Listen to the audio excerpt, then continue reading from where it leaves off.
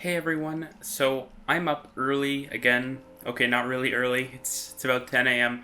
And today I have the opportunity to go check out one of the Eglinton Crosstown LRVs in person and actually go ride part of the line from around Victoria Park to Kennedy and then back. It's a short section, but I'm incredibly excited to actually get to go on one of the vehicles, see it up close again, see some of the stops up close, and potentially see some other interesting stuff.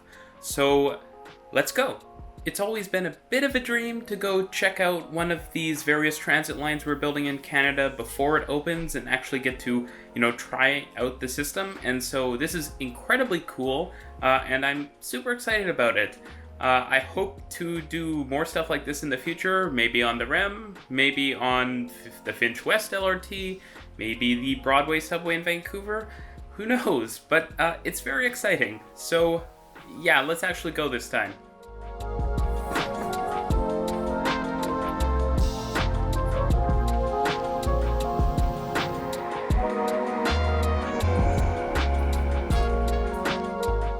So as you heard, yesterday I got the chance to check out the eastern surface section of the Eglinton Crosstown LRT, probably better known as Toronto Line 5.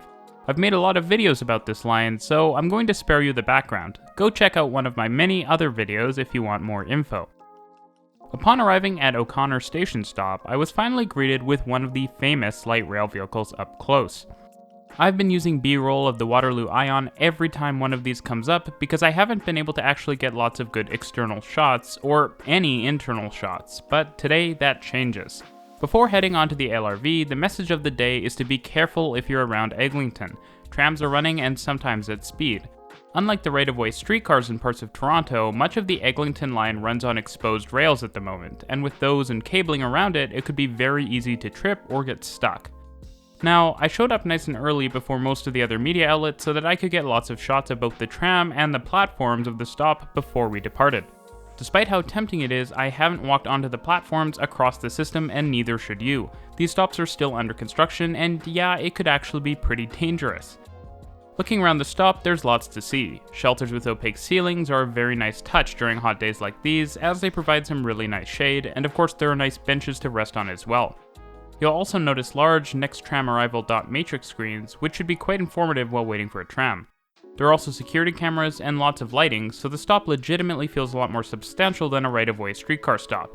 In the future, when the stop is fully fit out, you'll also be able to find Presto readers and vending machines right here, which could actually be very useful for those who just want to reload their cards and live in the neighborhood.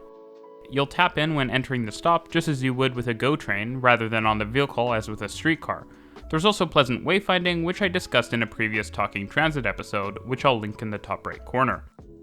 Now, if you have any more questions about the whole experience of the trams and the stops, make sure to join my live stream later today and ask away. I usually answer every single question. The link will be below the video. Finally, getting on the tram, there's a lot to say, and not that much. If you've been on an Ion tram or a modern TTC streetcar, you've basically seen much of the same stuff. I'd be curious to know what percentage of the parts here are the same as the TTC streetcar, but I'd imagine it's fairly high. A few interesting things I do want to note. There are request stop buttons. They're here for flexibility, but as far as I know, will never be used, as with Ion. Doors have buttons on them, again like Ion and the streetcar. Ideally, this will mean during a hot or cold night, when not many are riding, only the doors being used will open, saving energy. The trams each have only one cab, unlike on Ion, but like the TTC streetcar. There's a pop-up control panel in the rear should the vehicle need to be driven in reverse, but generally all the driving will happen from the cab. This means that in service, you'll always see at least two trams coupled together with cabs facing out. This is actually how Portland operates their newer vehicles. If you're wondering if I saw any internal wayfinding or announcements, I looked and asked regarding announcements, and they haven't been programmed in yet. Though the door closing announcement is in both English and French. Something which you'll see broadly across Metrolink's projects is bilingual wayfinding, which is a positive provincial policy meant to help the system be more inclusive. Seats are comfortable, and I've grown fond of the blue maquette. It's unique. Now I just need to create a petition to repaint the trams orange to match the line color. After some time provided to get glorious B-roll passed, everyone assembled for a safety and information brief from some folks from Crosslinks, the consortium building the project. We then set off along the route. Driving along, the ride was smooth and quiet, reminiscent of Ion. The trams were stopping at all intersections and blowing their horns a lot during the testing phase, and we had a few run-ins with confused passerby. So things aren't quite what they will be during regular operations yet, but they are getting there, and we did get up to a decent clip. At each stop we opened the doors, simulating revenue service. The sounds were all the usual, and the TTC door close chime is there when the doors close, which is very nice. If you enjoyed this video, consider subscribing to help me produce even more transit-oriented content. Hit the bell icon to be notified of new videos.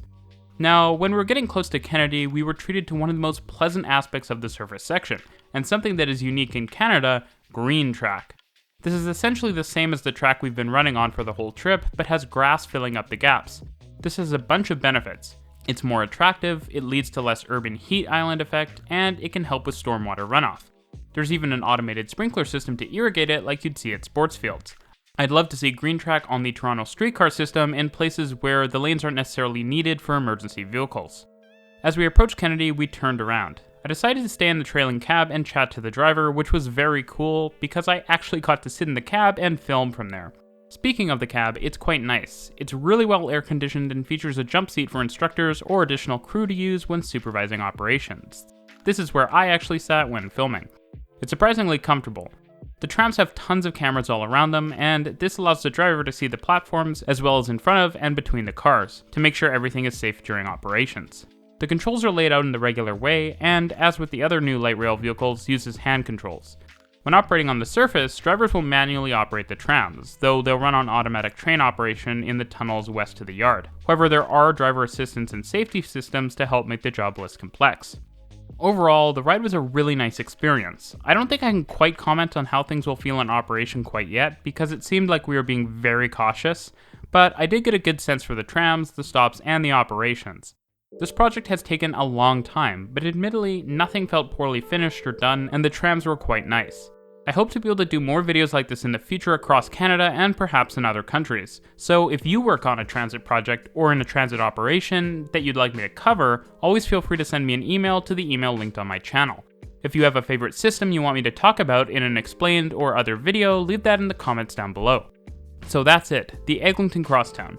After covering the project for so long, it was pretty gratifying to actually get a chance to ride it and share it with everyone.